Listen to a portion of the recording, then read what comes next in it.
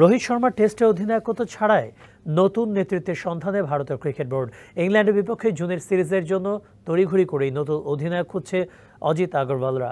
বিসিসিআইয়ের এই তালিকায় আছেন জসপ্রীত বুমরা, ঋষভ পান্ট, শুভমান গিলের নাম। হঠাৎ করেই বুধবার টেস্ট ক্যাপ তুলে রাখার ঘোষণা দেন ভারত ক্রিকেট দলের অধিনায়ক রোহিত শর্মা। নতুন টেস্ট চ্যাম্পিয়নশিপ সাইকেল শুরু হবার আগেই তাই নতুন ক্যাপ্টেন খুঁজছে অজিত আগরওয়ালের নির্বাচক প্যানেল। ইন্ডিয়ার ভবিষ্যৎ বিবেচনা করে তরুণরা নির্বাচকদের প্রথম পছন্দ।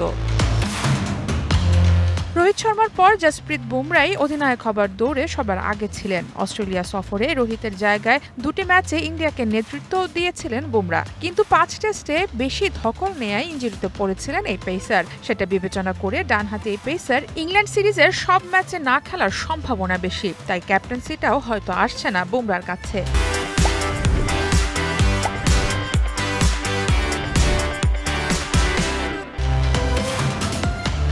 আগামী 8-10 বছর যেন টিম ইন্ডিয়াকে নেতৃত্ব দিতে পারে সেই রাডারে আছেন কেএল রাহুল, ঋষভ পান্ত, যশস্বী জয়সওয়াল আর শুভমান গিল।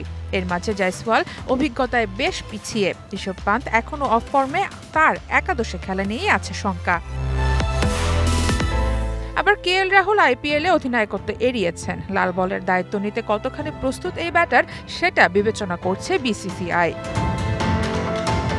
বাকি রইল শুভমান গিল। সব দিক থেকে এগিয়ে আছেন এই ব্যাটারি। অনূর্ধ্ব-19 থেকে আইপিএল দলে নেতৃত্ব দেওয়ার অভিজ্ঞতা রয়েছে গিলের। চ্যাম্পিয়ন্স ট্রফিতেও রোহিতের ডেবিউটে ছিলেন তিনি।